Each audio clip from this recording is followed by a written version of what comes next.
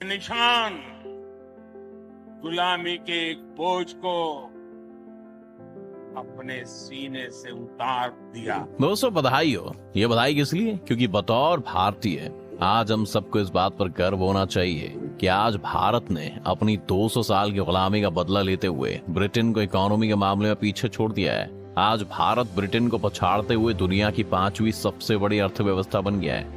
और एक खुशखबरी है, भारत के लिए दुनिया की 5वीं सबसे बड़ी इकोनॉमी बना है। According to data from the International Monetary Fund, India has now reportedly overtaken the United Kingdom to become the 5th largest economy in the world. Has overtaken Britain to emerge as the world's 5th largest economy. Now, लेकिन सबसे ज्यादा हैरान कर देने वाली बात यह है कि 200 साल की अंग्रेजों की हुकूमत का जवाब भारत ने महज 10 साल में दे दिया है। क्योंकि भारत ने महज 10 सालों में इकोनॉमी में इतनी ऊंची छलांग लगाई है कि आज उसे रोक पाना मुश्किल है। ऐसा हम इसलिए कह रहे हैं क्योंकि करीब एक दशक पहले भारत पूरी दुनिया में इकोनॉमी के मामले में 11वें नंबर पर था और तब भी ब्रिटेन दुनिया की टॉप 5 इकोनॉमीज में शुमार हुआ करता था। लेकिन अब वो दौर चला गया। भारत एक बार फिर से अपने को सोने का बाज बनाने की ओर बढ़ चला है, क्योंकि भारत महज इकोनॉमी में ही नहीं बेहतर बन रहा है बल्कि डिफेंस के मामले में भी भारत आज दुनिया के टॉप देशों में से एक है। लेकिन आज हम बात इकोनॉमी की करने वाले हैं कि आखिर भारत ने ये किया कैसे। दोस्तों 75 साल पहले जब देश आजाद हुआ था तब अंग्रेजों ने भारत को इसलिए भी आजाद कर दिया था क्योंकि तब उनके पास भारत से लूटने के लिए कुछ भी नहीं बचा था और वो भारत को पहले तोड़ चुके थे। धर्म के नाम पर भारत ने अपने एक बड़े हिस्से को खो दिया था। इसीलिए अंग्रेजों ने शायद भारत छोड़कर जाते हुए सोचा होगा कि उसकी कॉलोनी जिस पर उन्होंने इतने सालों तक राज किया वही देश उसे खिसकाकर टॉप 5 लीडिंग इकोनॉमी में जगह बनाएगा।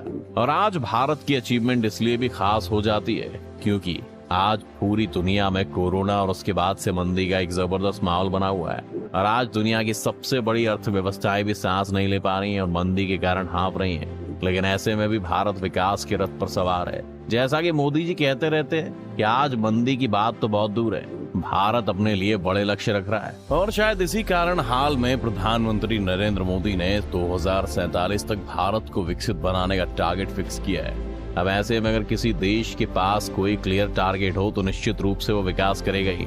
दोस्तों आज ब्रिटेन को पीछे छोड़ने की खबर ऐसे समय आई है जब भारत ने इस साल के फाइनेंशियल ईयर की पहली तिमाही में 13.5% की ग्रोथ रेट से बढ़ोतरी की है। दोस्तों आज भारत दुनिया में सबसे तेज इकोनॉमिक डेवलपमेंट हासिल करने वाली सबसे बड़ी अर्थव्यवस्था बना हुआ है। ऐसा कहा जा रहा है कि इस फाइनेंशियल ईयर में भारत अर्थव्यवस्था के 7% की रफ्तार से बढ़ने का अनुमान है, जो कि अगर हासिल हो जाता है तो आने वाले सालों में भारत 5 से कब चौथी और फिर टॉप 3 इकोनॉमी बन जाएगा इसका किसी को भी पता नहीं चलेगा। लेकिन यहाँ तो ये सबको ही पता है कि भारत ने अंग्रेजों और आज के चाइना और अमेरिका की तरह दूसरों को लूटकर या उनके रिसोर्सेज पर अपना कब्जा जमाकर ये विकास की स्पीड हासिल नहीं की है। ये भारत की बेहतरीन किस्मत और मेहनत है जिसके दम पर उसने हर मील के पत्थर को पार किया। चाहे आप इसे भारत के पिछले 10 सालों का काम कहें या फिर कहें कि 1990 के दशक में भारत की इकोनॉमी को लेकर जो कदम उठाए हैं ये उनका असर है। आज भारत का विदेशी मुद्रा भंडार बढ़ा हुआ है जो कि किसी भी देश की ग्लोबल डोमिनेंस के लिए बहुत जरूरी है। 90 के दशक में भारत के पास सीमित मुद्रा भंडार था। बीते कुछ सालों में भारत के सुधारों की बयार, जिसे आप इकोनॉमिक रिफॉर्म्स भी कहते हैं, वो भारत में बहुत तेजी से देखने को मिली है।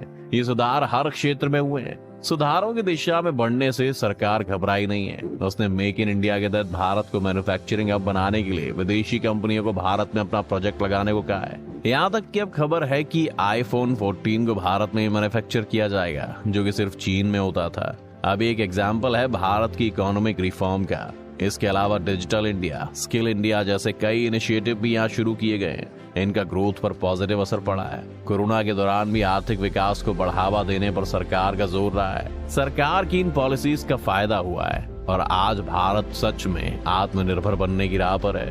दोस्तों आपको बता दें कि 2021 के अंतिम 3 महीनों में ही भारत ने ब्रिटेन की बराबरी कर ली थी और इस साल की पहली तिमाही यानी मार्च आने तक उसने इस बढ़त का फासला और बढ़ा लिया। अंतर्राष्ट्रीय मुद्रा कोष यानी अंग्रेजी में कहें तो IMF के आंकड़ों के मुताबिक भारत के आगे निकलने की कैलकुलेशन अमेरिकी डॉलर पर बेस्ड है। डॉलर एक्सचेंज रेट के हिसाब से मार्च तक नॉमिनल कैश टर्म्स में भारतीय अर्थव्यवस्था का शेयर 854.7 बिलियन डॉलर्स था।